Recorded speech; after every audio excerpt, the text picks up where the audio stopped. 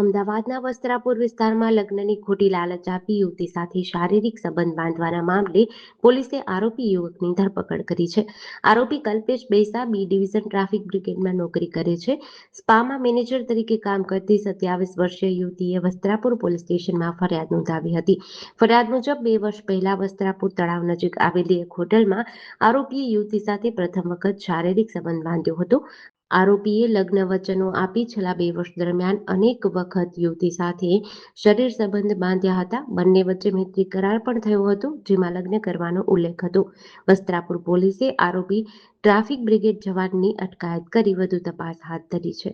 આમાં હકીકત એવી છે કે વસ્ત્રાપુર પોલીસ સ્ટેશનની હદમાં થલતેજ વિસ્તારમાં રહેતા એક મહિલાએ ફરિયાદ જાહેર કરેલી હતી અને પોતે એક નવરંગપુરા પોલીસ સ્ટેશન વિસ્તારમાં આવેલ જગ્યાએ સ્પામાં મેનેજર તરીકે એ નોકરી કરતા હોય અને આ કામના આરોપી જે છે કલ્પેશભાઈ સુભાષભાઈ બેસાણે જે બી ડિવિઝન ટ્રાફિકની અંદર ટ્રાફિક બ્રિગેડ તરીકે નોકરી કરતા હોવાની હકીકત જાણવા મળેલી છે અને એમના પોતાના ધંધાના ભાગરૂપે બંને પ્રથમ પરિચય વાસણા પોલીસ સ્ટેશન મુલાકાતમાં 3 વર્ષ પહેલાં થયેલ હતો. ત્યારબાદ બંનેના મોબાઈલની આપલે થઈ અને બંને વાતચીત દરમિયાન બંને વચ્ચે પ્રેમ સંબંધ થતા એમને પ્રથમ 24/2/2024ના રોજ આશરે 2 વર્ષ પહેલાં આ લેકવ્યુ હોટલ જે છે વસ્ત્રાપુર લેક પાસે ત્યાં પ્રથમ શારીરિક સંબંધ બાંધેલાની હકીકત જાહેર કરેલી હતી.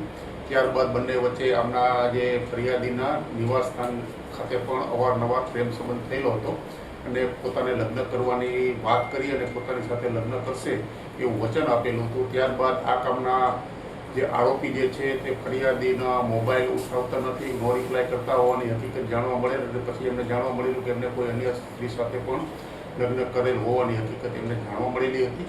જેથી પોતાની જે વચન આપેલ હતું એમાંથી ફરી જતા આ કામના વિક્ટીમે વસ્ત્રાપુર પોલીસ સ્ટેશનમાં ફરિયાદ જાહેર કરતા આરોપીને તાત્કાલિક હસ્તગત કરી અને એ સાક્ષીની અંદર નિયમોની જોગવાઈ મુજબ એમનું સ્ટેટમેન્ટ રેકોર્ડ કરવામાં આવેલું છે, પંચનામા કરવામાં આવેલ છે. એફએસએલની મદદ લઈ મહત્તમ પુરાવા આરોપી વિરુદ્ધ એકઠા કરી અને આ કામના આરોપીને ધોરણસર અટક કરી કાયદેસરની કાર્યવાહી કરવામાં આવેલી છે.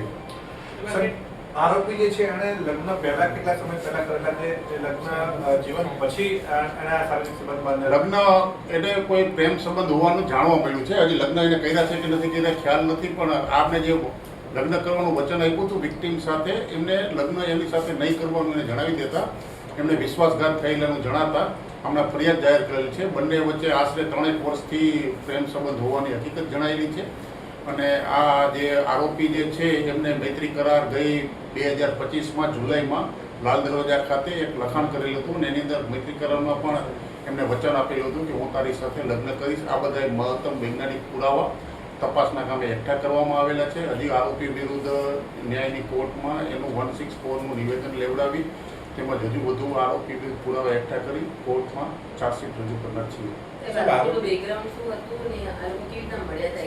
આરોપી ટ્રાફિક બ્રિગેડમાં નોકરી કરે છે બી ડિવિઝનની અંદર એવી હકીકત જાણવા મળેલી છે અને આશરે લગભગ વર્ષ 10-12 વર્ષથી ટ્રાફિક બ્રિગેડમાં નોકરી કરે છે અને આ ગુના કામે એમની ધોરણસર અટક કરી કાર્યવાહી કરેલી છે.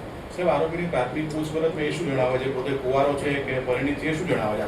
આરોપીને હાલમાં પ્રાથમિક પૂછપરછમાં બંને વચ્ચે પ્રેમ સંબંધ હતો. એનો પોતાને જે આ વિક્ટીમ જે છે એમને કોઈ અન્ય બોયઝ સાથે એને બંનેને ફોટા એની પાસે આવેલા હતા અને જે બોયઝ સાથે એને સ્ત્રીને સંબંધ હતો એવી હકીકત જાણવા મળતા બંને વચ્ચે વાતચીત થતા કે હવે હું તારી સાથે નહીં, બંને બ્રેકઅપ થયેલું એવું જણાવેલું.